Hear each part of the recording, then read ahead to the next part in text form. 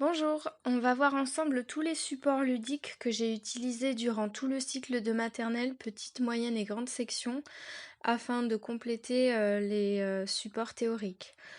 Donc première chose, c'est ce coffret à laquelle j'ai rajouté les digrammes qui n'étaient pas inclus.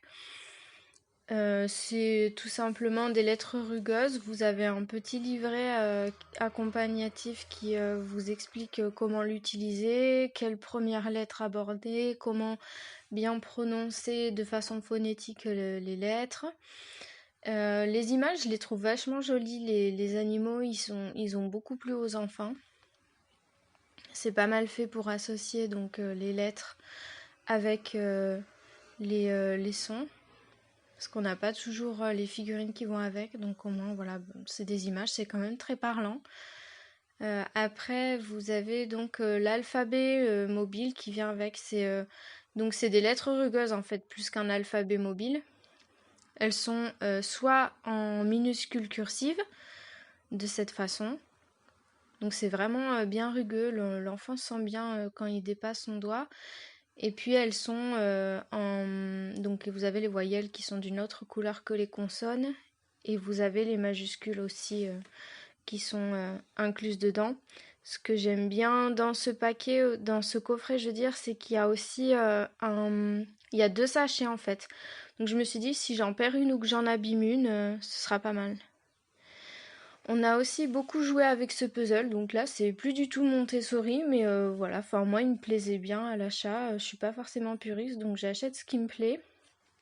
Et on a beaucoup rigolé avec en fait. Parce qu'à chaque fois on s'amusait en fait à faire sur celui-là le son des animaux, l'autre non, mais celui-là oui en fait on a un peu plus extrapolé plutôt que de faire la rigidité de la leçon en 3 temps Montessori, donc c'est pour ça qu'il a bien plu aussi aux enfants parce qu'on pouvait vraiment jouer avec. J'ai pris des tampons sur Bébé Boutique, le site de vente privée. Donc ils sont pas mal, il y a les majuscules d'un côté, les scripts de l'autre, et tant qu'ils sachent pas écrire quand il faut reformer des mots, ça leur permet de faire l'exercice sans avoir la difficulté d'écrire à la main.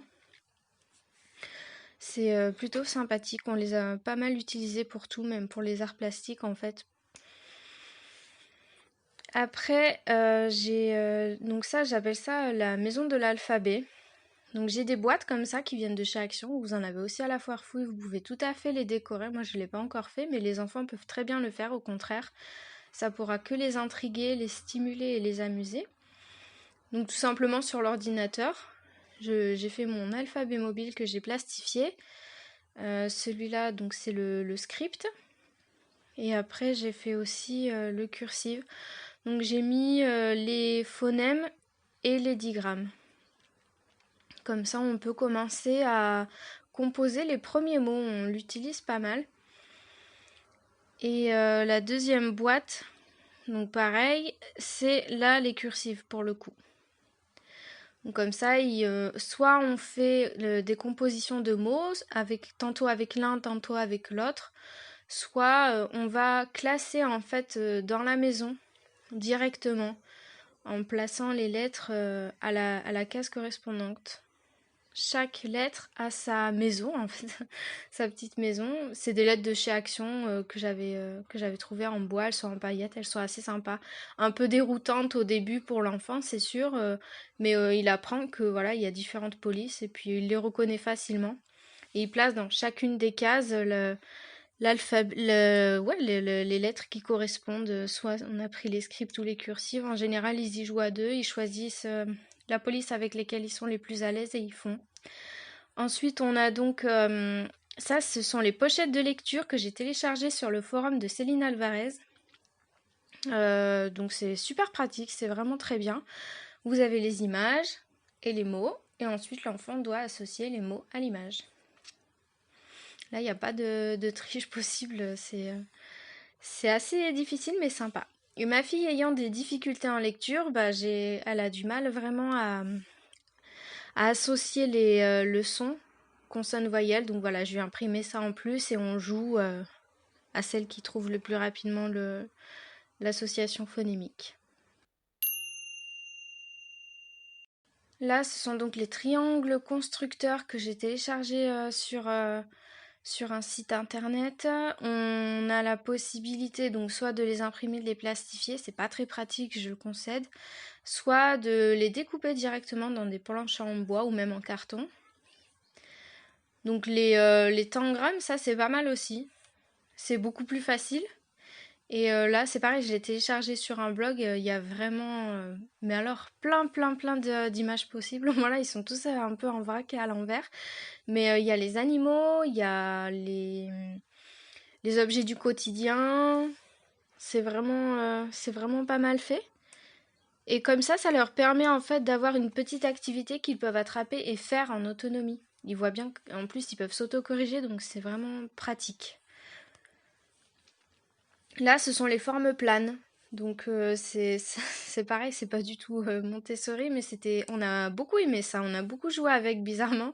On s'amusait à deviner en premier quelle était la forme. Et bon, c'est pas très parlant pour eux, le cube, voilà, c'est tout plat, mais voilà, ça permet quand même d'aborder les premiers mots. Donc là, ma fameuse tour rose avec mes barres numériques. C'est mieux de les avoir en vrai, c'est sûr, mais voilà, c'est beaucoup pratique comme ça quand même. Donc, alors ça, oui, on a beaucoup joué avec. C'est le puzzle Elmer. Donc, il y a des cartes en fait euh, avec lesquelles on doit retrouver les couleurs dans les bonnes cases correspondantes. Il y a diverses variantes et c'est pas mal. Donc, pour les couleurs, la boîte 1, je l'ai pas du tout faite et je vous recommande pas parce que ça dure pas longtemps. La deuxième boîte, à la limite, elle peut être très intéressante. Et moi, je l'ai fait en imprimé et plastifié, encore une fois. Bon, c'est pas le top, parce que vraiment, selon l'imprimante que vous avez, c'est sûr que les couleurs vont pas ressortir comme il faut. Ça, c'était plutôt un flop au niveau des enfants. Ils ont pas trop aimé, parce que c'est vrai qu'on voit pas trop bien la différence. Maintenant, pour les fuseaux. Alors là, on a construit nous-mêmes. C'est-à-dire que, comme j'ai pas une classe avec plein d'enfants, ils allaient absolument pas s'intéresser à un plateau en bois tout simple. Donc on l'a fabriqué nous-mêmes. Donc c'est des rouleaux de sopalin, papier toilette. Ils les ont peints eux-mêmes, ils ont collé des chiffres de action. Et ça, c'est pareil, c'est des petites barres, je sais pas comment on pourrait appeler ça, des petits bâtonnets de glace. Soit vous les récupérez, soit sinon il y en a à Action pour pas cher aussi. Ils les ont voilà décorés à leur façon et on les a collés au pistolet à colle sur un carton de récupération et on appelle ça la caisse. Et ils y jouent vraiment beaucoup. Et pour mes jetons, j'ai plastifié pareil des images, donc c'est pas du tout en relief non plus, mais franchement du moment qu'ils savent lire le chiffre, il n'y a pas besoin que ce soit en relief plus que ça. Et mes jetons, voilà, qui sont plastifiés. Vous pouvez tout à fait, une fois que c'est plastifié, les coller sur un bout de carton. Moi, j'ai pas pris le temps ni la peine de faire ça. On les fait glisser directement sur le sol, par contre. Sur un tapis, forcément, ça coince un peu. Mais sur le sol, à glisser, ils arrivent à les manipuler eux-mêmes et à les placer. Donc là, c'était une leçon de pair-impair. Et elle est pas mal cette leçon à faire. Ils visualisent vraiment bien le partage et le reste qui peut y avoir. Donc on commence déjà à inculquer la division à cet âge-là et ils sont vraiment impressionnés. Ils aiment vraiment beaucoup le faire ça. Donc pour l'étape de Séguin, j'en suis très fière. J'ai pas pris l'original non plus en bois et tout. J'ai plastifié tout simplement et ça fonctionne très très bien. Au moins c'est solide comme ça, donc le papier il glisse très bien, il se manipule quand même facilement. Et ça a tout à fait les mêmes effets positifs, ils arrivent à lire les dizaines de cette façon. Et pour le système décimal, j'ai pris sur Amazon, parce que les perles, mais c'était vraiment... voilà, dès que ça s'appelle Montessori, ça a des prix de malade, je trouve. Donc j'ai système D, j'ai pris ça. Et c'est super, ça marche très bien aussi. Après les perles, c'est sûr que c'est mieux parce qu'il y a vraiment bien le poids, il n'y a pas les couleurs. Là, ça peut induire en erreur peut-être. Ou alors ça peut au contraire leur faciliter, mais c'est pas grave. Ça leur va quand même bien comme ça. Donc on fait la leçon en temps, à chaque fois, on cite bien unité, dizaines, centaines, milliers. Elle compose ces chiffres un à un. Et puis après, on arrive à associer et à lire les grands nombres. Faut savoir qu'on part pas mal en déplacement, donc le fait de faire des DIY et de plastifier, ça a un côté pratique pour moi. Ça a également un côté économique non négligeable vis-à-vis de tout le matériel homologué Montessori. Et enfin, la troisième et la plus importante des raisons, c'est que je cherche à ne pas me focaliser absolument sur le matériel.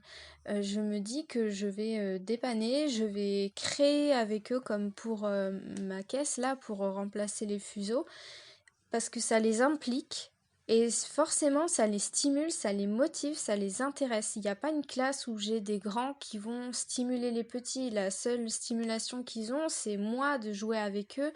Donc on est en partage autour de cette création de matériel et ils aiment énormément me voir commencer à découper, imprimer des choses. Ils comprennent qu'il va y avoir quelque chose pour eux, même s'ils l'ont pas forcément fait comme pour l'étape de Séguin. Mais par exemple pour le reste, ils y ont participé, la maison de l'alphabet, on a collé les lettres ensemble, donc forcément ça les a intrigués. Puis quand ils y ont joué, ils se sont dit c'est nous qui l'avons fait quand même. Donc ils étaient à la fois fiers et contents de pouvoir utiliser leur matériel. Et le jeu et la bonne ambiance, le bonheur que ça a créé autour, forcément, ça stimule l'apprentissage. Donc très important aussi la frise numérique. Moi, j'ai sacrifié la décoration de mon appartement. Ça, c'est plus un appartement, c'est leur classe, leur salle de classe. Il y en a sur tous les murs, sur toutes les portes. Ça suit son nom, mais c'est très très très pratique et ça va vraiment très très vite. On se finit par ne plus avoir assez de place finalement. Après, j'avais confectionné ça aussi, donc ça, c'est moi qui l'avais fait sur Word. Tout simplement parce que je trouvais que c'était joli à faire pour elle, que c'était pas mal. Et puis j'ai fait une version garçon avec des petits monstres. Et ils aiment bien y jouer tous les deux. Elle joue à la maîtresse, alors elle prend les cartes de son frère et puis elle lui fait répéter. Elle lui fait dénombrer. Ça, en voyage, c'est super, donc plastifier aussi, hein, comme ça, au feutre Velleda, en fait, ils entourent la réponse qui correspond. J'y ai beaucoup, beaucoup joué avec ma fille et pas du tout avec mon fils. Pourquoi? Parce que tout simplement, c'est elle qui joue avec lui. Elle lui fait l'école en prenant ces supports-là qu'elle maîtrise parfaitement. Et ça, c'est super chouette. Donc ça, c'est un jeu de société sur un blog d'un professeur. Il est génial. Donc j'ai pas réussi à l'imprimer en A3, c'est dommage, je sais pas pourquoi, mais vous avez donc différents niveaux, vous avez de la petite section à la grande section, et il me semble que vous avez même les CE1 et CM1, je crois, hein, si je dis pas de bêtises.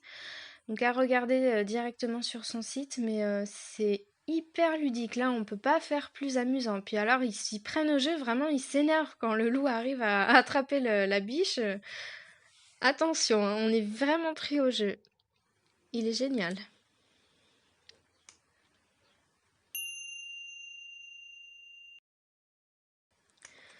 On a énormément joué à ça. On jouait au docteur en fait. Donc soit le patient pioche et dit où est-ce que le docteur doit regarder, où est-ce qu'il a mal.